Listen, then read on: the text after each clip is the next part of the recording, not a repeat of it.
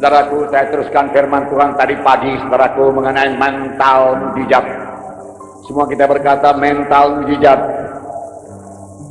Saya mau memiliki mental mujizat, supaya tiap-tiap hari saya boleh mengalami mujizat Tuhan di dalam hidup saya. Amin. Percayakah saudara? Dalam nama Yesus jadilah itu kepada saudara sekalian. Amin. Maka hidup saudara mulai dari malam ini dan seterusnya sepanjang hidup saudara tidak akan mungkin sama lagi, saudaraku. Saudara akan benar-benar jadi terang Tuhan. Saudara akan benar-benar menyatakan diri sebagai anak-anak Tuhan. Sebab Roma 8 berkata, inilah saatnya setiap anak-anak Tuhan menyatakan diri, karena dunia ini sudah menunggu-nunggu penyataan daripada anak-anak Allah. Karena dunia telah ditaklukkan kepada kesia-siaan, dunia telah ditaklukkan kepada dosa, manusia menjadi hamba dosa. Mereka menunggu supaya anak-anak Tuhan menyatakan dirinya hidup sebagai anak-anak Tuhan, hidup penuh dengan kuasa, hidup penuh dengan urapan Tuhan, hidup penuh dengan berkat Tuhan, hidup penuh dengan kemenangan, hidup penuh dengan kesehatan. Amin. Haleluya. Hidup saudara akan robah, saudaraku.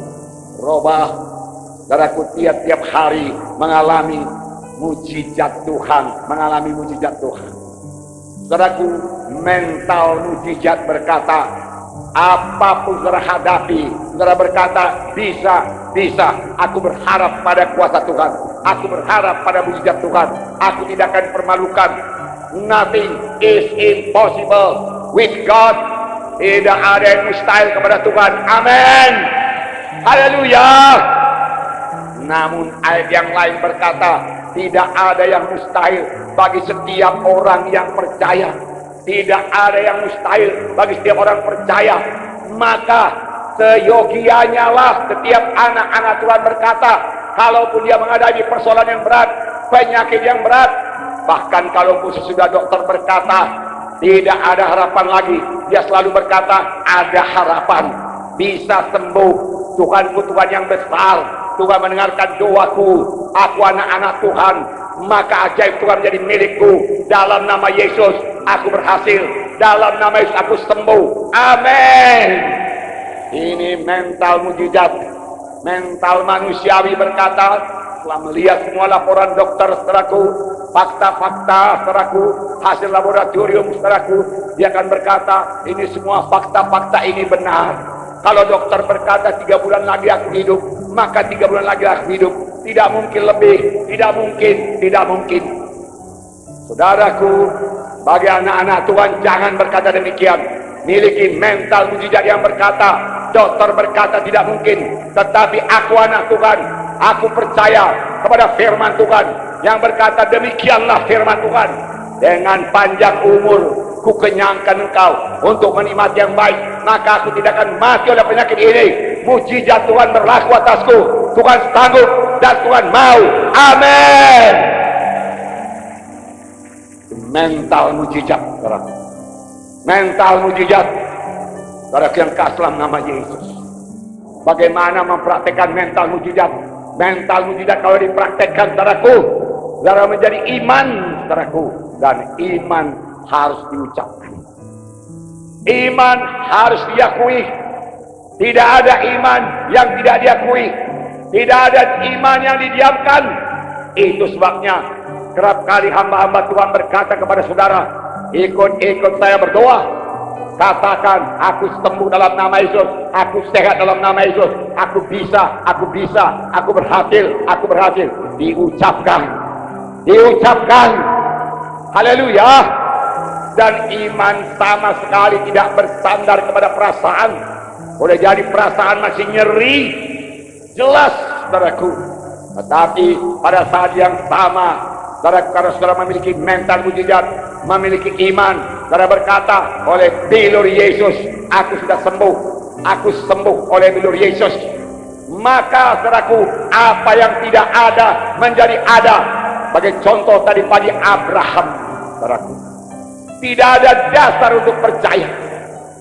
Namun Abraham percaya juga bahwasanya Allah sanggup mengadakan apa yang tidak ada menjadi ada, dan dia bersyukur kepada Tuhan dan dia memuliakan Allah.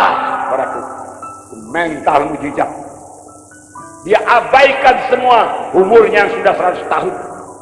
Dia abaikan umur Sarah yang sudah 90 tahun, yang mengatakan rahim Sarah sudah tertutup. Dia abaikan. Dia tidak memandang kepada segala fakta-fakta tersebut. Dia memandang kepada janji Tuhan. Dia berpegang pada janji Tuhan. Dia percaya kepada janji Tuhan. Amin. Imannya tidak menjadi lemah. Dia dikuatkan. Dia memuliakan Allah. Dia puji Tuhan. Dia bersyukur kepada Tuhan. Sebelum ada tanda-tanda kehamilan, sebelum anaknya lahir, dia sudah memuliakan Tuhan. Dia sudah bersyukur kepada Tuhan. Haleluya. Inilah hidup anak-anak Tuhan yang memiliki mental mujizat. Selalu penuh dengan ucapan syukur kepada Tuhan. Selalu intim dengan Tuhan. Selalu berkata-kata dengan Tuhan, saudaraku. Selalu berdoa, bersekutu dengan Tuhan. Karena dia memiliki mental mujizat. Saudaraku, ini akan mengubahkan hidup saudara. Biarlah tiap-tiap hari saudara boleh mengalami mujizat Tuhan. Saudara, biar kekasih dalam nama Yesus sampai kepada mujizat yang kecil-kecil, saudaraku. Kekasih dalam nama Yesus. Saudara, semalam, saudaraku, ini satu hari tidak bisa dicas. Saya colok-colok, saudaraku, tidak bisa dicas, saudaraku. Pulang dari sini, saudaraku, sudah menjerit-jerit handphone ini. The battery is low. The battery is low. The battery is low. Saya coba buka, saudaraku. Dia katakan, kalau kau tidak cas bateraimu, dia katakan data-data akan hilang. Dia katakan, saudaraku, biarlah baterai mental mujizat kita, saudaraku, tidak rendah. Mental mujizat kita tinggi.